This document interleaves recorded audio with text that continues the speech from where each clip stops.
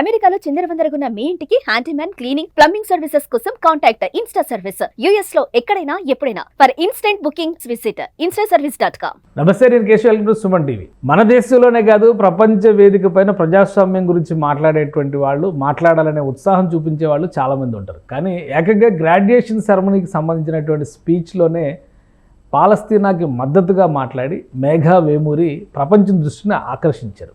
So ఎంఐటీలో జరిగినటువంటి ఈ ఈవెంట్లో ఆమె మాట్లాడిన మాటలు, ఆ తర్వాత పరిణామాలు, చివరికి ఆమెను స్టూడెంట్ లీడర్గానే కాదు డిప్లొమా తీసుకునేందుకు కూడా బ్యాన్ చేసినటువంటి పరిస్థితి వచ్చింది. అసలు మేఘా వేమూరి ఎందుకు ఇలా మాట్లాడాల్సి వచ్చింది? ఇజ్రాయెల్ పాలస్తీనాకి సంబంధించినటువంటి వివాదం దశాబ్దాలుగా కొనసాగుతున్న నేపథ్యంలో అమెరికన్ యూనివర్సిటీస్లో విద్యార్థుల మనోభావాలు ఏ విధంగా ఉన్నాయి? దీన్ని విశ్లేషించేటువంటి ప్రయత్నం చేద్దాం. మనతో పాటు అమెరికా నుంచి జాయిన్ అవుతున్నారు సాయి శ్రీనివాస్ గారు, లా స్టూడెంట్, అలానే అక్కడ లాకి సంబంధించి రీసెర్చ్ అసిస్టెంట్గా కూడా వర్క్ చేస్తున్నారు. సాయి శ్రీనివాస్ గారు నమస్తే. సార్ నమస్తే సార్. సాయి శ్రీనివాస్ గారు, ఏంటి ఈ ఉదంతం? మేఘా వేమూరి మాట్లాడిన తర్వాత ఆ తర్వాత పరిణామాలు ఇవన్నీ చూస్తే, పైగా తెలుగు అమ్మాయి, తెలుగు నేటివిటీ, తెలుగుకి సంబంధించినటువంటి మూలాన ఉన్నటువంటి వ్యక్తి, అక్కడ సిటిజన్ అయినప్పటికీ కూడా అందరిలో కూడా ఆసక్తి ఉంది. ఎందుకు అలా మాట్లాడాల్సి వచ్చింది? అసలు ఎంఐటీ అంటే ఒక ప్రతిష్టాత్మకమైనటువంటి సంస్థ, అక్కడ ఒక స్టూడెంట్ వింగ్కి లీడర్గా ఉన్నటువంటి వ్యక్తి ఇలా ఎందుకు ప్రవర్తించాల్సి వచ్చింది? దీని గురించి ఏమైనా అనలైజ్ చేయగలరా? సార్ ఏం లేదు సార్, సింపుల్గా ఏమైందంటే మే 2025 డేటా ప్రకారం ఇజ్రాయెల్ పాలిస్తాన్ ఇష్యూ వల్ల ఆల్మోస్ట్ 56,000 మంది చనిపోయారండి సార్ గాజాలో. సో దానికి ప్రతిఘటనగా ఈ రోజు ఆమె మాట్లాడడం జరిగింది. Almost 2% of the population has been killed in the Israel, అంటే పాలిస్తానీలో జరిగింది సార్. అట్లనే 2/3 ఆఫ్ ద బిల్డింగ్స్ కానీ హాస్పిటల్స్ కానీ అవన్నీ కుప్పకూలిపోయాయి అంటే ఈ ఇజ్రాయెల్ గాజా వార్ వల్ల. సో కుప్పకూలిపోతే దానికి ఫర్గా అంటే దానికి సపోర్ట్ చేస్తూ, అంటే పాలిస్తానీకి సపోర్ట్ చేస్తూ ఈమె స్పీచ్ ఇవ్వడం జరిగింది. అంటే ఎందుకు స్పీచ్ ఇవ్వడం జరిగింది అంటే సింపుల్ రీజన్ ఏంటంటే ఇజ్రాయెల్ మిలిటరీకి ఎంఐటీకి సత్సంబంధాలు ఉన్నాయి సార్. అంటే ఇజ్రాయెల్ మిలిటరీకి రీసెర్చ్ లో కానీ, లేకపోతే రీసెర్చ్ అండ్ డెవలప్మెంట్ లో కానీ డైరెక్ట్ గా అఫిలియేషన్స్ ఉండేది ఓన్లీ ఎంఐటీకే, యుఎస్ యూనివర్సిటీస్ లో. అండ్ మీ అందరికి తెలుసు ఎంఐటీ అనేది top second in the world లోని టాప్ సెకండ్ యూనివర్సిటీస్. అదే one of the reason Megha వేమూరికి ఇలా వచ్చేసి మాట్లాడాలని ఒక అనుకుంది. అలానే మీ అందరికి తెలుసు, సో గత సంవత్సరం నుండి ఎవరైనా కానీ గాజా సపోర్ట్ చేసినా కానీ, పాలస్తీనీస్ సపోర్ట్ చేసినా కానీ అరెస్ట్ చేస్తూ, ఇలానే ట్రంప్ సర్కార్ కానీ, దానికన్నా ముందు ఉన్న బైడెన్ అడ్మినిస్ట్రేషన్ కానీ ఈ ఉద్యమాన్ని ఆపేయడానికి విపరీతంగా ప్రయత్నాలు చేశారు. వాళ్ళు సక్సెస్ అయ్యారు. సో ఈ వాయిస్ ని ఎలా రిప్రజెంట్ చేయాలి అనుకున్న టైంలో ఈ గ్రాడ్యుయేషన్ అనే సెరమనీ అనేది one of the main platforms.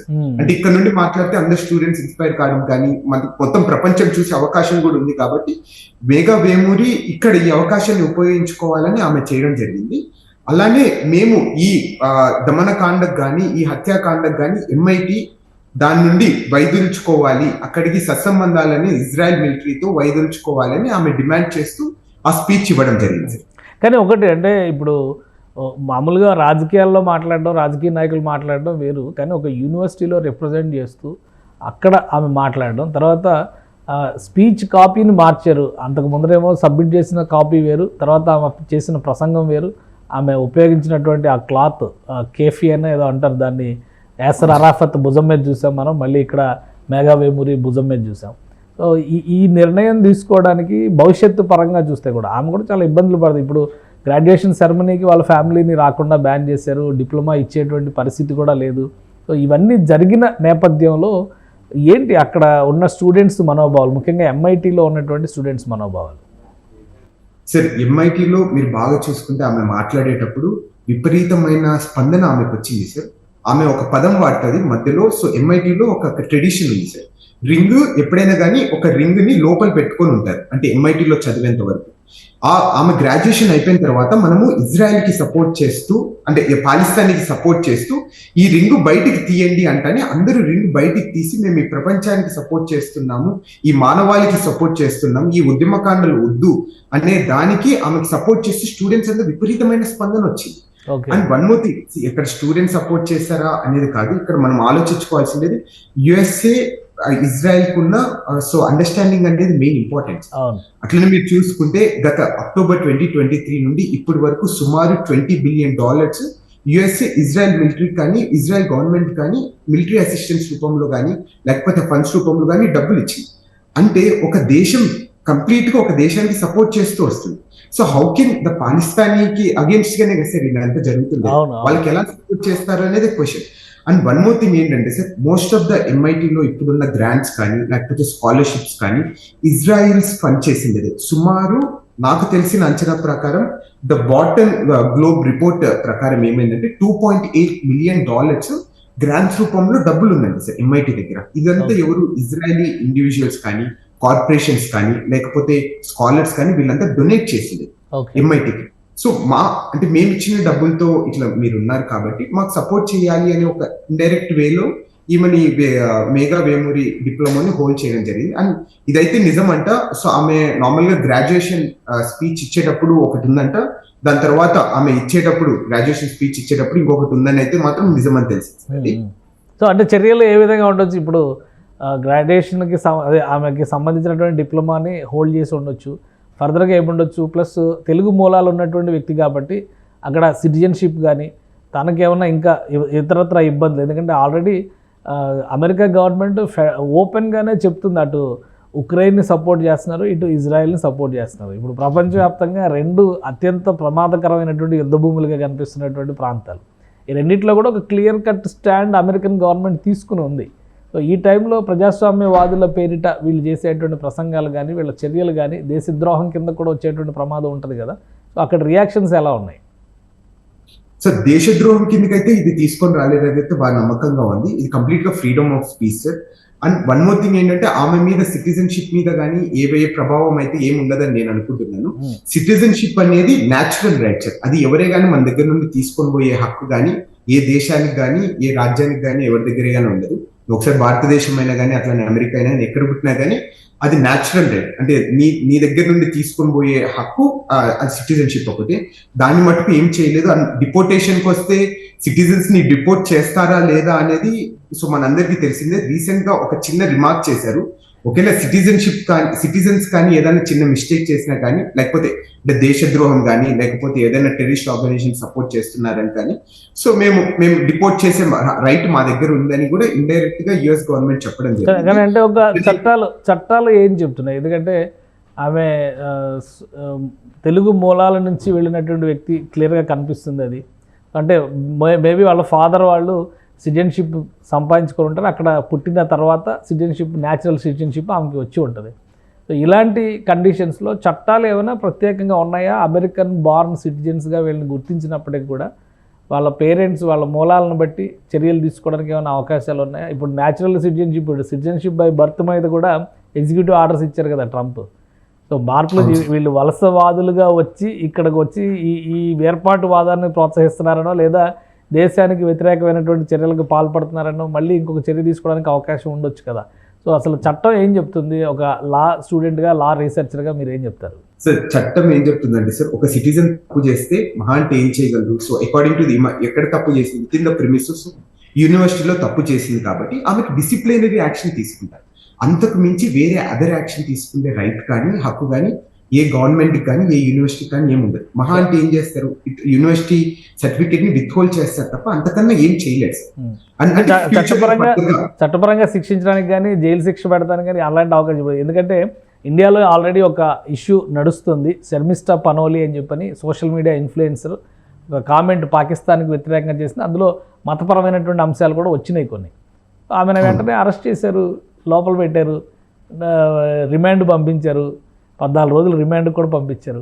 So అసలు అమెరికా చట్టాలు ఏం చెప్తున్నాయి? ఇలాగా ఫ్రీడమ్ ఆఫ్ ఎక్స్ప్రెషన్ లేదా దేనికైనా కానీ స్వేచ్ఛగా మాట్లాడవచ్చు అనేటువంటి ఉద్దేశంతో ప్రభుత్వానికి సంబంధించి ప్రభుత్వ విధానాలకు సంబంధించి వ్యతిరేకంగా మాట్లాడితే అమెరికాలో చట్టాలు ఏం చెప్తున్నాయి? సార్ అక్కడ క్లియర్ గా సో ఆమె ఎక్కడే కానీ వైలెన్స్ ని కానీ లేకపోతే ఏదైనా హత్యాకాండాలు చేయండి ఇట్లా ఉద్యమాలు చేయండి అనేది ఎక్కడే కానీ ఎంకరేజ్ ఆమె స్పీచ్ లో కానీ ఎక్కడ లేదు.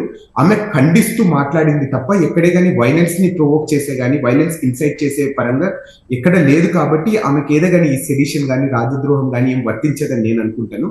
అండ్ వన్ మోర్ థింగ్ ఏంటంటే ఆమె ఫ్యూచర్ స్టడీస్ కి తప్పకుండా ఇదైతే ఒక గాయం మచ్చగా ఉంటుంది తప్ప సో ఆమెనైతే ఏం చేసుకోలేరని అయితే నేను అనుకుంటున్నాను sir. And with respect to the citizenship so ఆమె సిటిజన్ కాబట్టి మహా అంటే సో మేబీ లైక్ ఫ్యూచర్ లో ఎప్పుడైనా జైలుకి పంపిస్తారు తప్ప అంతకన్నా వేరే యాక్షన్ తీసుకునే రైట్ అయితే ఏం లేదు. డిపోర్టేషన్ అనేది సిటిజన్స్ ని చేయకూడదు. అది క్లియర్ గా యుఎస్ సుప్రీం కోర్ట్ డిఫరెంట్ సందర్భాలలో కూడా చెప్పడం జరిగింది sir. I think we don't need to worry as of now. Right. అలానే ఇప్పుడు మేఘా వేమూరి రియాక్షన్ ఏంటి అసలు? ఆమె బ్యాక్గ్రౌండ్ అంటే ఫ్యామిలీ పరంగా కానీ, లిటరేచర్స్ పరంగా కానీ, ఆమె స్టడీస్ పరంగా కానీ ఈ టైప్ ఆఫ్ ఎక్స్ప్రెసివ్ మెంటాలిటీ ఉండడానికి కారణం ఏంటి? ఏమైనా స్పెసిఫిక్ రీజన్స్ ఉన్నాయా దానికి? సో ఆమె 2021లో హై స్కూల్ కంప్లీట్ అయింది sir.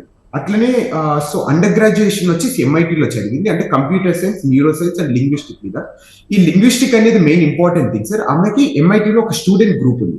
So that's called revolutionary, return revolutionary అంటారంట దాంట్లో.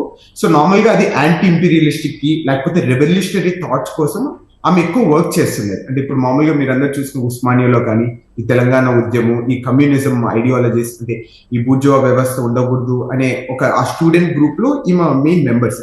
సో మేబీ అది కూడా వన్ ఆఫ్ ద రీజన్ ఆమెకి ఇంతగా నేను మాట్లాడాలి అనుకున్న దానికి రావడం కారణం. రైట్. అలానే ఆ స్టూడెంట్స్ లీడర్స్ కానీ, ఆ ఆర్గనైజేషన్ నుంచి కానీ ఎవరైనా రియాక్ట్ అయ్యారా ఇప్పుడు తీసుకున్నటువంటి చర్యలపైన? ఆమె గ్రాడ్యుయేషన్ ఆపాలని కానీ, ఆమెని సెరమనీకి ఆమె పేరెంట్స్ని, ఫ్యామిలీని అలౌ చేయకూడదనే నిర్ణయాన్ని కానీ వ్యతిరేకిస్తూ అమెరికాలో ఏమన్నా ప్రెస్ రిలీజెస్ కానీ, స్టేట్మెంట్స్ కానీ వచ్చినాయా? ఇప్పటికైతే ప్రస్తుతానికైతే ఏం లేవు సార్. ఓన్లీ యూనివర్సిటీ ఒకటి చెప్పడం జరిగింది, అంటే ఇది కరెక్ట్ కాదు, ఇది కొంచెము ఇబ్బందికరంగా ఉంది, మీరు మాకు ఇచ్చిన స్పీచ్ ఒకటి, మీరు ఇక్కడ స్పీచ్ మాట్లాడిండేది ఒకటి, it's against the university rules అని ఒకటి జస్ట్ చిన్న స్టేట్మెంట్ ఇవ్వడం జరిగింది. ఎక్కడే కానీ మేఘా వేమూరి ఇట్లా పాకిస్తాన్ కి సపోర్ట్ చేస్తా లేకపోతే ఇజ్రాయెల్ కి అగేన్స్ట్ గా మాట్లాడిందని ఎక్కడ చెప్పలేదు. And one more thing sir, ఇక్కడ మనం మెయిన్ గా ఫోకస్ చేస్తుండేది ఎందుకంటే ఆమె ఇండియన్ కాబట్టి, సో ఆమె మనకు అవుట్రేజ్ ఎక్కువగా ఉంది ఇండియాలో, కానీ ఇలాంటి సందర్భాలే వివిధ యూనివర్సిటీస్ లో కూడా జరిగాయి. సో మీకు తెలుసో తెలీదు, న్యూయార్క్ యూనివర్సిటీలో కూడా ఒక డిప్లొమా స్టూడెంట్ కూడా ఇలానే మాట్లాడడం జరిగింది. సుమారు 56,000 మంది గాజా సిటిజన్స్ చనిపోవడం జరిగింది, అసలు అక్కడ ఎవరు లేరు, దాన్ని కాపాడాలి అని అతను న్యూయార్క్ యూనివర్సిటీలో కూడా మాట్లాడడం జరిగింది ఒక విద్యార్థి. అట్లనే జార్జ్ వాషింగ్టన్ లో కూడా సేమ్ ఇలాంటి సందర్భమే జరిగింది. ఇవంతా ఎందుకు సందర్భాలు జరిగిన తర్వాత ఎందుకు యూనివర్సిటీస్ అనేది విత్హోల్డ్ చేసుకుంటున్నాయంటే one of the main reason ఏంటంటే ఇజ్రాయెల్ మిలిటరీ కానీ, ఇజ్రాయెల్ గవర్నమెంట్ అలానే ఇజ్రాయెల్ ఎంటిటీస్ కి అత్యంత సన్నిహితంగా ఉండేది యుఎస్ యూనివర్సిటీస్. ఇక్కడ ఉన్న స్కాలర్స్ కానీ, రీసెర్చర్స్ కానీ, ఇండైరెక్ట్ కానీ డైరెక్ట్ కానీ, సో ఇజ్రాయెల్ గవర్నమెంట్ కానీ, ఎంటిటీస్ కానీ సపోర్ట్ చేస్తూ వస్తున్నాయి. అందుకే one of the main reason universities కూడా చాలా త్వరగా రియాక్ట్ అవుతున్నాయి. Right. Thank you Sai Srinivas గారు విశ్లేషణ అందించినందుకు.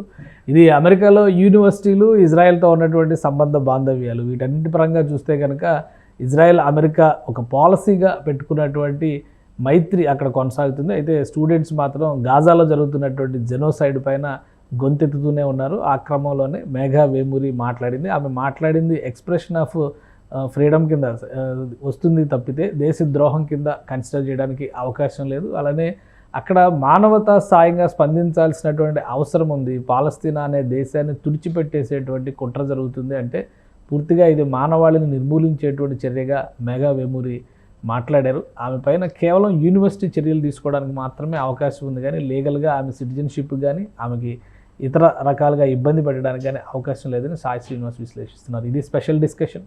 Keep watching.